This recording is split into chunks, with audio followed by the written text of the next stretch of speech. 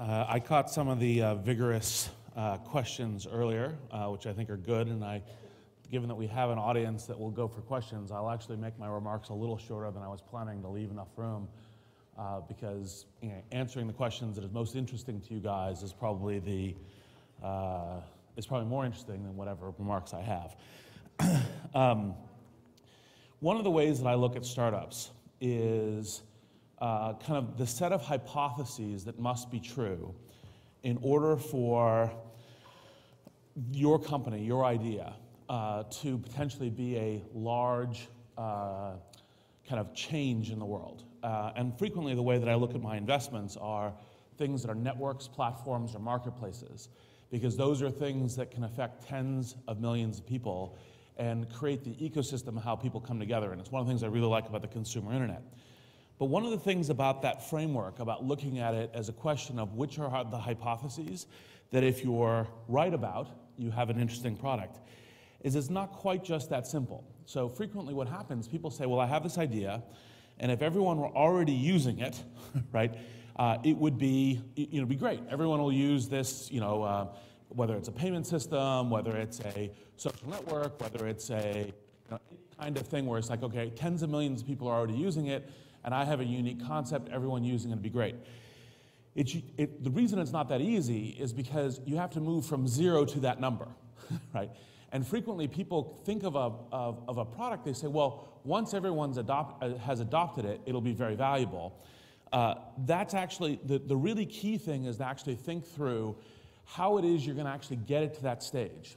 And one of the metaphors that I think about when I do this, and I actually picked this up and adapted this from a friend of mine, but it's kind of you have the beachhead where you have the Marines kind of landing on the beach. You have the Army where you're invading the market and establishing it. And then you have nation building, which is what happens when you've established yourselves at tens to hundreds of millions of users, and you're solidifying your marketplace, your network, your platform. And the real challenge is to not ignore the challenges of getting on the beach, because one of the things that's really central is there are all kinds of consequences about the fact that it's much cheaper to start, for example, consumer internet companies these days. What it means is there are hundreds and thousands of more being started, right? And your average person has in their mind, like the number of websites they go to is something like 7 plus or minus 2, with minus 2 being the safe bet, right? So in order for your thing to get up there, you actually have to get into enough distribution, enough engagement to cause that to really start ramping into public consciousness and breaking through all the noise. And so part of the hypotheses about, what has to be right in order for my effort to be the right one, has to be, how do I get there as well? Like, how do I first get on the beach, and how do I then expand it massively? Because if you don't, then basically it'll always be pretty small. And one of the reasons why, for example, a lot of especially e-commerce and a number of other efforts end up being SEO efforts is because, well, search is one of the things that people remember out of the 7 plus or minus 2, and it can actually be a part of a way that you think fundamentally about a distribution strategy. Because if they're not actually thinking about your thing, but you have actually a good way that they discover it when they come to something else, which could be search, or could be, for example, another pattern. An obvious pattern is virality. People talk about it a lot. Happy to chat about it if we get to questions. Another pattern is becoming part of an existing community. So, for example, PayPal basically intensely launched on eBay. There's also, of course, YouTube, that kind of grew on MySpace. Zynga on Facebook, right? There's a set of these patterns that you have to do in order to get to enough size in order to be relevant.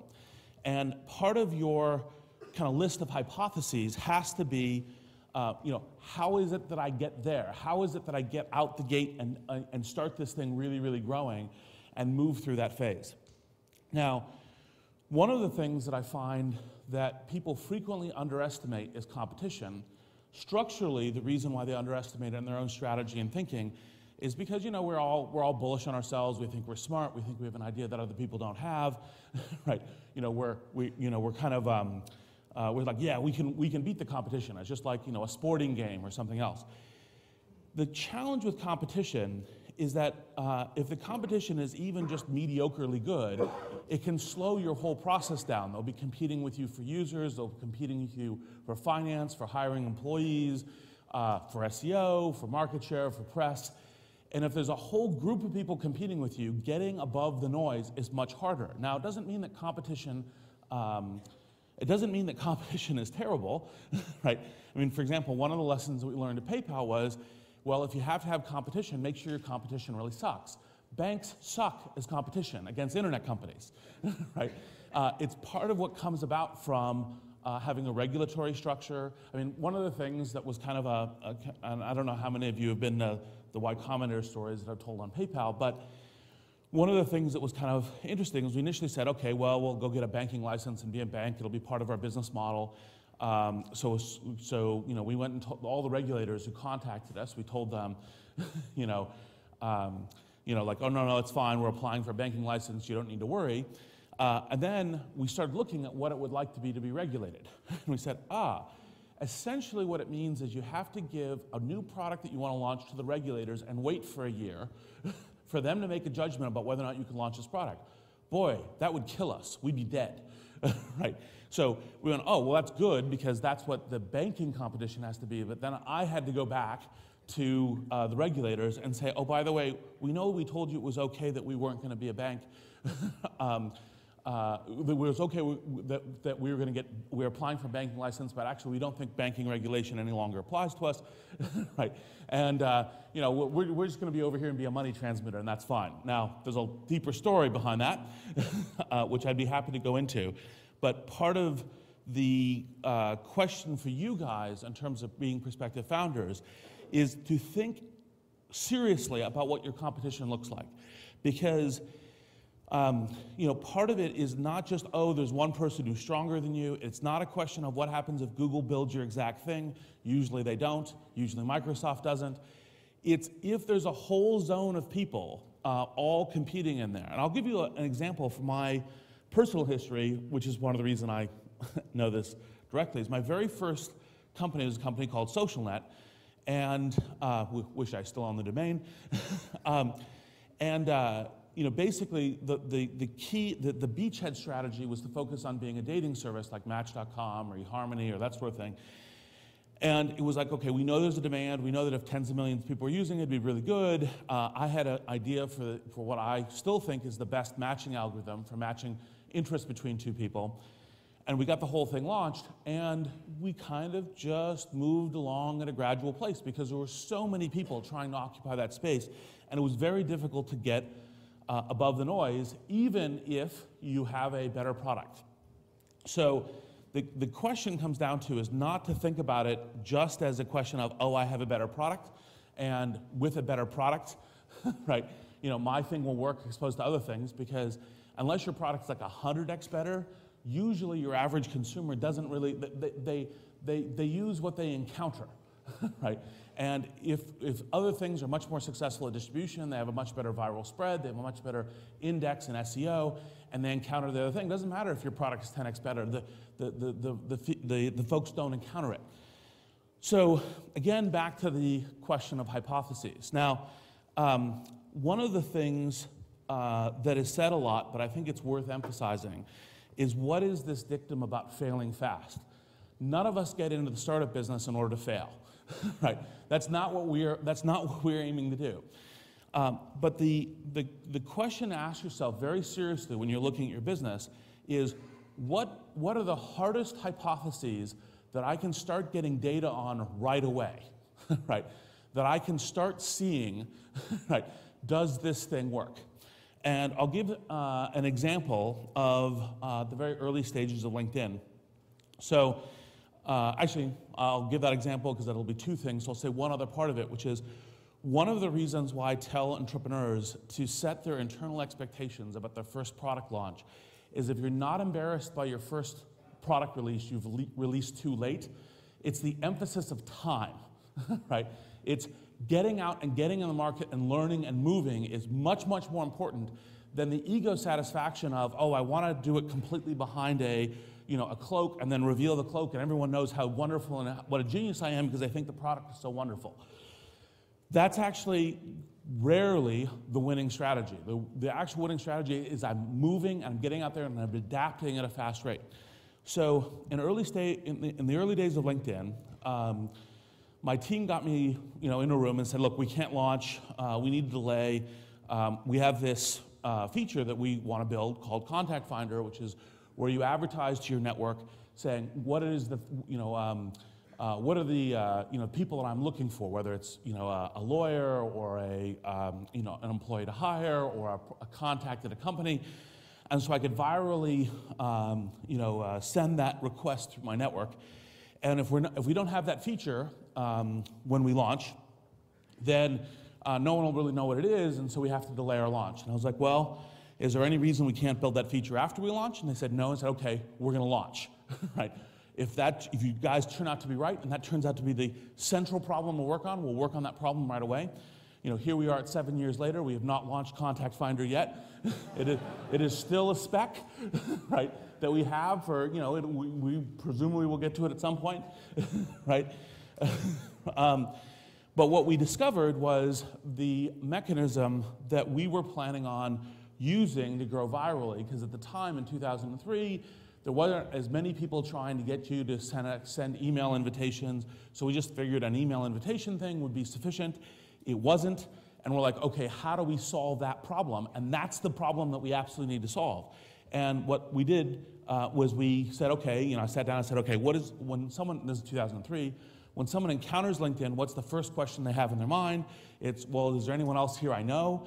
All right, we were the first people who did this. We said, okay, upload your address book in order to see who else you know who's here, right? Because that's a question at least some percentage of people are interested in.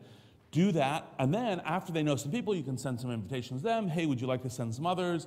And that is a way, and that basically changed the inflection point for the growth in LinkedIn, which is one of the reasons why companies doing well today. And getting to tackling those early hypotheses as soon as you can is extremely important because there's a tendency to say, well, okay, let me really work really long and hard on the thing that's going to be hard to solve.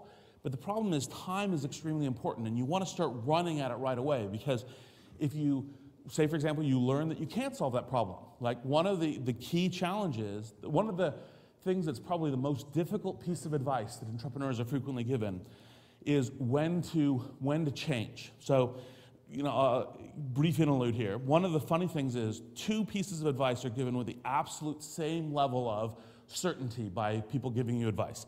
One is hang on to a vision, be persistent against adversity, go forward, hold on to it, build. The other one is be flexible. Listen to what the market tells you, right? When you get customer data or other kinds of things change.